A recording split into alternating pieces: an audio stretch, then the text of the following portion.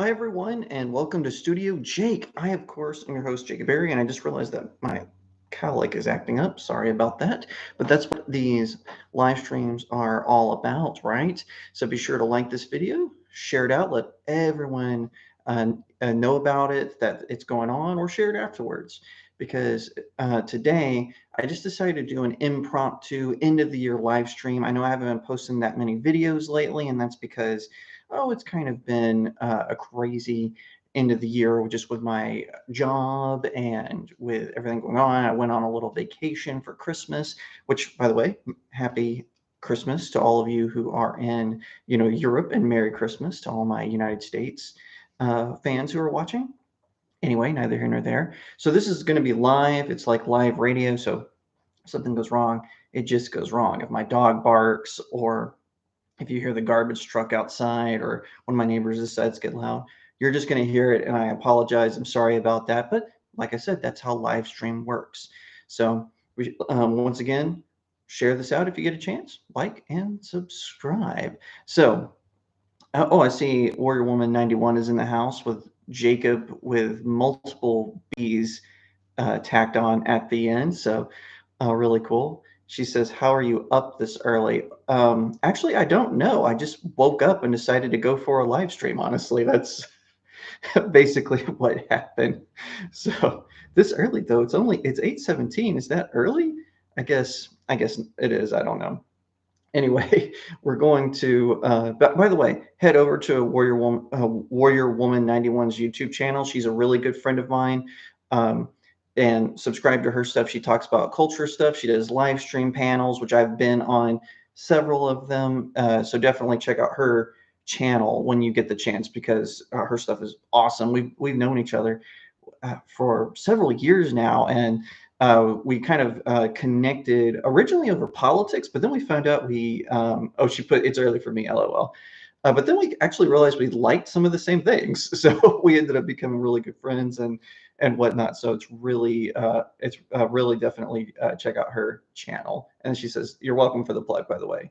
And all right, so I'm going to jump right in to the worst movies of the year. Now, I hate to say this. This list was very easy to make. A lot of times I struggle with, oh, what about this movie or that movie? But when it came to the top 10 worst movies of 2021, this list was actually very, very easy to make. So number 10, we have Hostage House. Hostage House was a Netflix film, and it's about this mother and daughter who get taken hostage by these criminals who are, I believe, they're on the run from the law. They're trying to stash some cash. So it's a pretty basic B movie premise. Unfortunately, it just goes off the rails. They borrow like whole lines of dialogue from other better films that have similar situations. It is a total pass. I mean, I wouldn't even waste your time watching the trailer, but I hate to say that because I always like to give movies the benefit of the doubt, but in this case, not so much. So number 9 is Annette. So I'm going to read you what I wrote about this movie, just a little blurb. I can see why mainstream critics liked Annette. It's their kind of movie. Pretentious dialogue and music lyrics, obvious commentary pretending to be subtle symbolism, claps, not laughs. They've got the toxic white male stuff going on. Yep, all the hallmarks are there. It's boring, obtuse, and just not a good film. Did not like it. I liked the opening song, and I thought, oh, this is going to be a good film. And then it just literally after that first song, it was all downhill from there. Even the music got worse. All right, so number 8 is Chaos Walking. Now, when I first saw this trailer, I kind of knew that this was going to not be a good film. But now, please note, I like Tom Holland. I like Daisy Ridley. They're both fantastic actors. Just because I don't like the Disney Star Wars trilogy does not mean that I don't like Daisy Ridley as an actress. She's a very talented actress. And so I thought the idea of them being in a movie together would be really cool, right? But unfortunately, it wasn't. It was just lazy screenwriting. They have a kind of a tacked on ending that didn't make any sense. And it was just one thing after another. Of course, we got to go through the boring. Oh, men are toxic. You can hear their thoughts, and they're always weird or perverted or whatever. Yeah, we get it, Hollywood. You don't like men, but it's they don't want to clean up their own house before they look in other people's houses, right? So up next for number 7 is Reminiscence. Reminiscence was really bland. Like I had high hopes for this movie. The trailer was really good. It has a really good cast. Hugh Jackman is in it, but it just felt totally flat. I don't know what went wrong. Or I felt like maybe it was kind of like a critique of people's the recent uptick in nostalgia, right? We like nostalgia, and I really feel like the movie was trying to critique that, and which I'm fine with. That's what movies are for, but they did it in an unimaginative, hand-fisted way, and it was totally depleted of originality. And I hate to say that, like I said, because it had really good, like on paper, it was really good, but it didn't end up being that good. And speaking of being good on paper, number 6 is the comedy film Good on Paper. It was totally not funny. I think I only laughed or even maybe even just chuckled in one scene. But the premise is pretty much one you've seen before. It's a woman who she meets a guy on an airplane. He like tells her he's got like a lot of money, and that he went to this really fancy Ivy League school. But then as she starts to date him, just more and more lies kind of come out. But she actually commits like a crime against him, and it didn't make any, and how that ended up being resolving didn't really make any sense. And if I could describe it, I would call it a dim-witted disaster. I mean, that's everyone knows I love alliteration, but that's kind of it. All right, so number 5 on the worst movies of 2021 is Trigger Point. Listen, I love Barry Pepper. He is one of my favorite actors. I think he's an underrated actor. I think he deserves bigger roles, larger roles, but this movie just wasn't from him for him. It was just a total copycat action film. It was trying to copy the John Wick films specifically, and it was an epic fail. Total fail. Flush down the toilet, just forget about it. Apparently, they plan on making it a trilogy. I will not be seeing the next 2 unless those of you who comment say, "No, please watch the sequel. We want to know how bad it is." Okay, fine. Then I'll give it a try. All right, number 4. Now, this one is just atrocious, but it's a Bruce Willis film called Cosmic Sin. It's just a waste of time. I wanted my minutes back. Like, I wanted my minutes fully refunded for the time I wasted on this film and talking about it. It was dull, boring, and Bruce Willis didn't even really act in it.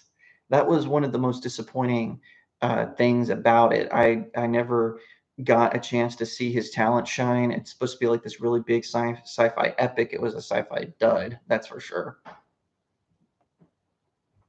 Number 3 is Locked Down with Anne Hathaway, and I apologize if I'm mispronouncing the name. Chiwetel Ejiofor, and again, I apologize. I'm not trying to be disrespectful. Both of these actors are very talented, but this movie, it was made for HBO Max, kind of like to showcase what's going on during the whole schmandemic. And it was just boring and obtuse. It lectured to its audience. Really, you're gonna lecture and condescend to your audience in a movie about one of the greatest catastrophes that has plagued us, especially in regards to our freedom.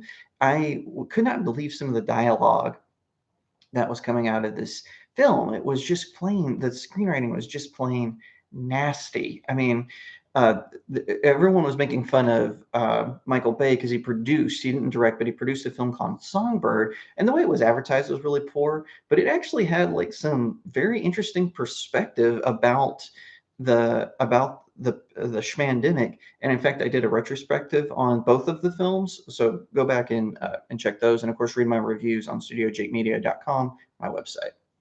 All right, number 2 is the Prime Video version of Cinderella with Camila Cabello.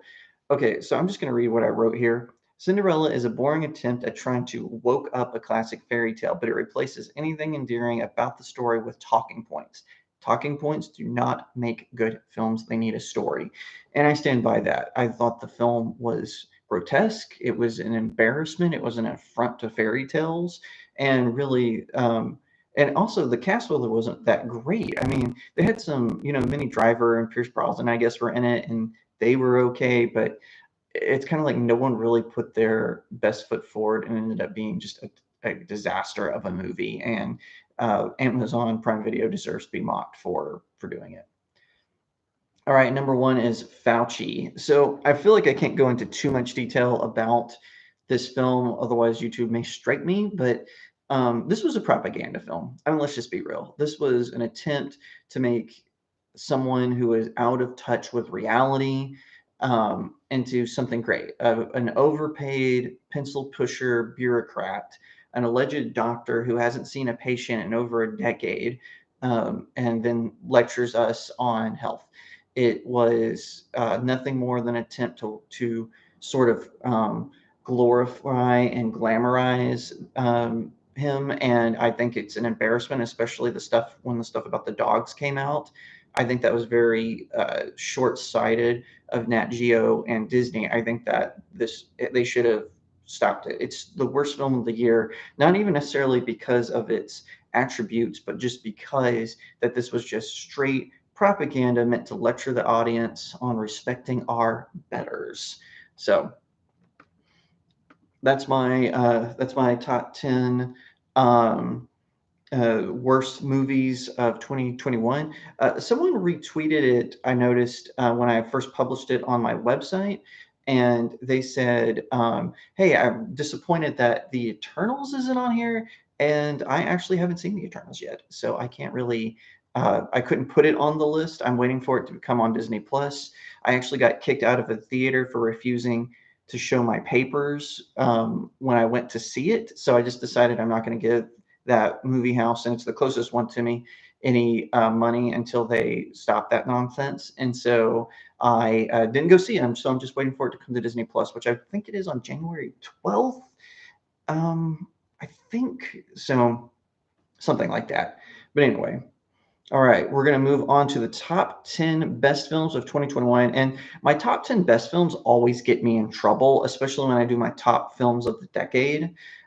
Those films or those lists in particular always get me in trouble. But I felt like I wanted to have a little bit of fun this year and decided to go with what I had, because 2021 was not like an amazing year in cinema history, and neither was 2020, and neither was 2019. But at least we had some gems in this. And so number 10, I know is going to be controversial, but it's Godzilla vs. Kong. Now, again, this might seem controversial. After all, it doesn't really have anything to say, but that's also kind of why I liked it. I didn't need anything else from it. It was just literally two monsters bashing each other. It was a giant ape fighting a giant lizard, and that's all I wanted from it. In fact, I wish they would have just cut all the humans out of it and did, I believe in the when the original one came from Japan to the United States, they cut a lot of the scenes of the plot and just put in a newscaster kind of narrating the story. I would have been fine if they had just done that, kind of did it like they were following Kong and Godzilla around. But I think it was a really solid film. It was entertaining. I loved it. It didn't try to lecture to me. It just was a good old-fashioned monster mash, and that's why it gets on my top 10 best films list. Number 9, with Johnny Depp and Forest Whitaker, two dynamite actors, is City of Lies. I freaking love this movie. For one thing, I actually found out it was filmed a couple of years ago, but it got delayed because of scandal surrounding Depp.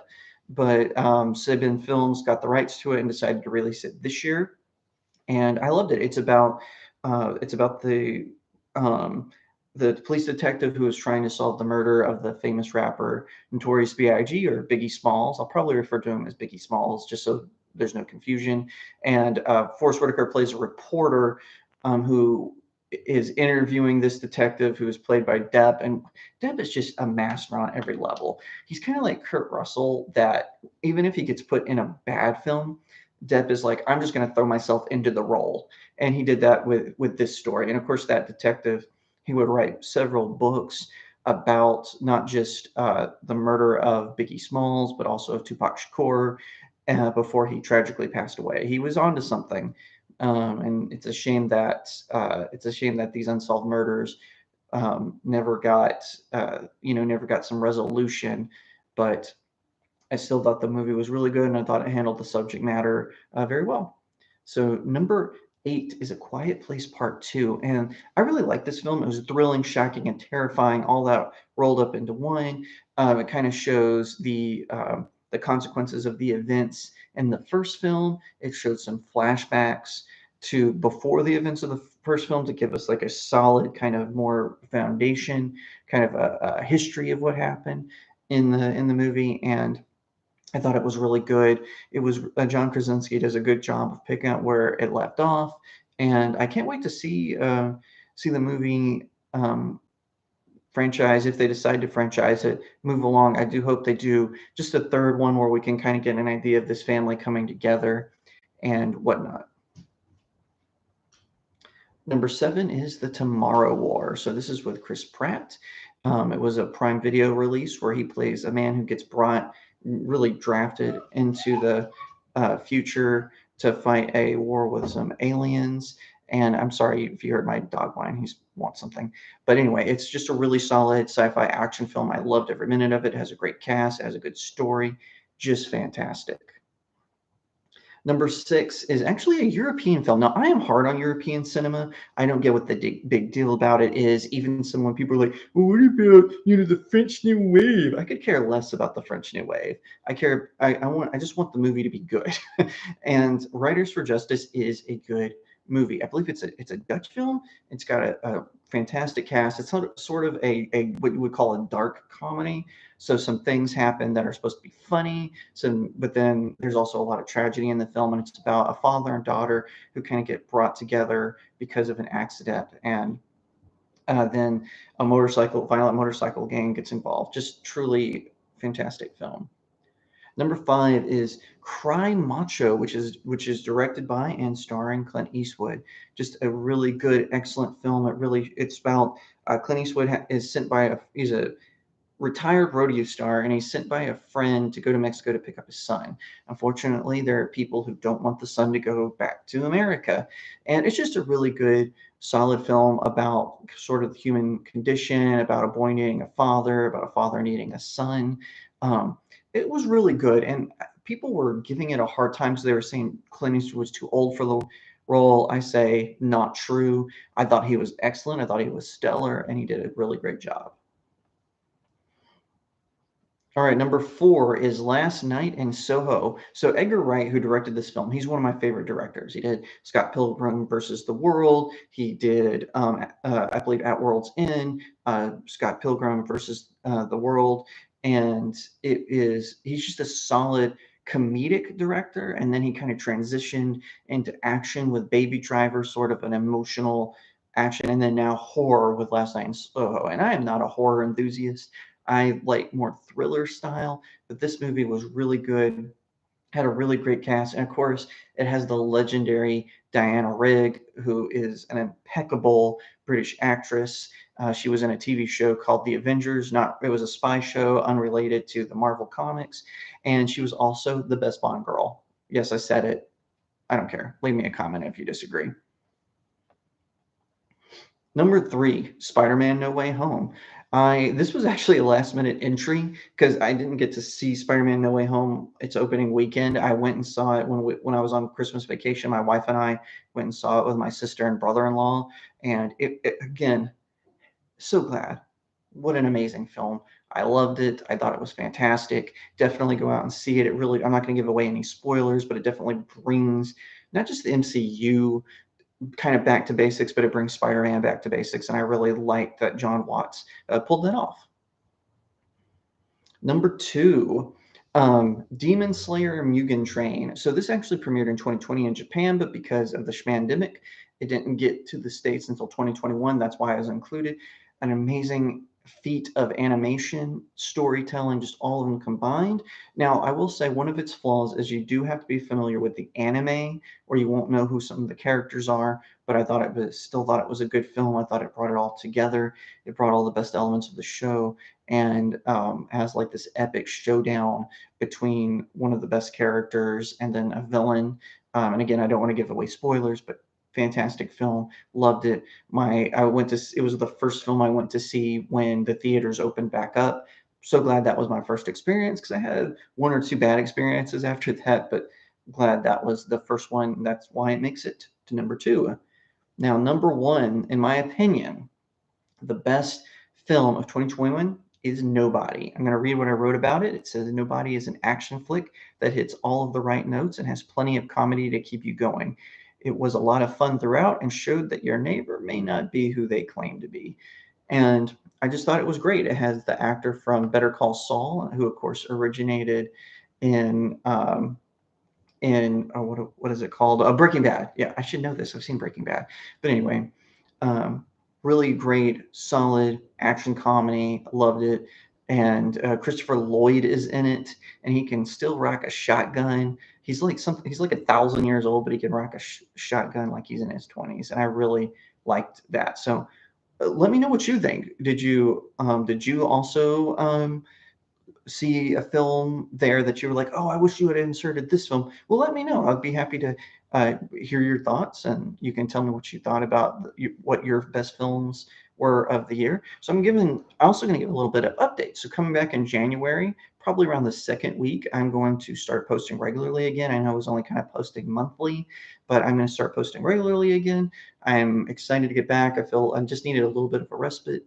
I'm working on the third book in my fantasy series, The Seven Royals. So be sure to get the first two. You can find them both on Amazon. It's The Seven Royals, All Good Things, and The Seven Royals Breaking the Stars. Like I said, you can find them on Amazon or booklocker.com. If you want a digital version, Breaking the Stars is only available in the digital form at booklocker.com, but everywhere else in physical format. But I would definitely check them both out, because the trilogy is going to come to a surprising and shocking end.